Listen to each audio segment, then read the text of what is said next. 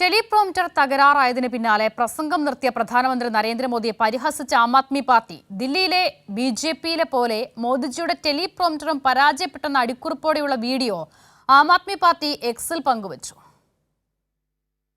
പ്രധാനമന്ത്രി നരേന്ദ്രമോദി കഴിഞ്ഞ ദിവസം ദില്ലിയിലെ രോഹിണിയിൽ നടത്തിയ പ്രസംഗത്തിനിടെ അല്പനേരം നിശബ്ദനായി.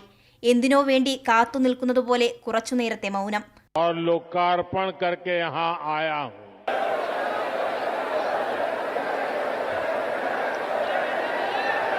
ടെലിപ്രോംപ്റ്റർ തകരാറിലായതാണ് മോദിയുടെ മൗനത്തിന് കാരണമെന്നാണ് ആം ആദ്മി പാർട്ടിയുടെ വാദം.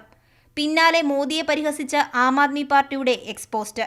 ദില്ലിയിലെ ബിജെപിയെ പോലെ മോദിയുടെ ടെലിപ്രോംപ്റ്ററും പരാജയപ്പെട്ടു എന്ന അടിക്കുറിപ്പോടെയാണ് ആം ആദ്മി പാർട്ടി വീഡിയോ പങ്കുവച്ചത്.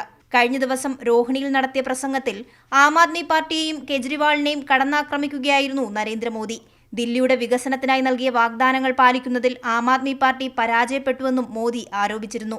ഇന്ത്യയിലും വിദേശ രാജ്യങ്ങളിലും മോദി നടത്തുന്ന ഘോരഘോരമുള്ള പ്രസംഗം ടെലിപ്രോംപ്റ്ററിന്റെ സഹായത്തോടെയാണെന്ന് ആം ആദ്മി പാർട്ടി അടക്കമുള്ള പ്രതിപക്ഷ പാർട്ടികൾ പലപ്പോഴായി ആരോപണം ഉന്നയിച്ചിട്ടുണ്ട്. തന്റെ പ്രസംഗങ്ങളിൽ പ്രോംപ്റ്റർ വേണമെന്ന പ്രധാനമന്ത്രി എപ്പോഴും നിർബന്ധം പിടിക്കാറുണ്ടത്രേ. ദില്ലി നിയമസഭാ തെരഞ്ഞെടുപ്പിന് മുന്നോടിയായി പോസ്റ്റർ ഇറക്കിയും വാക്പോര് നടത്തിയുമുള്ള ബിജെപിയുടെ ആക്രമണങ്ങൾക്കെതിരെ പ്രധാനമന്ത്രിയുടെ teleprompter തകരാറിനെ ആയുധമാക്കിയിരിക്കുകയാണ് Aam Aadmi party. Kairali news, Delhi.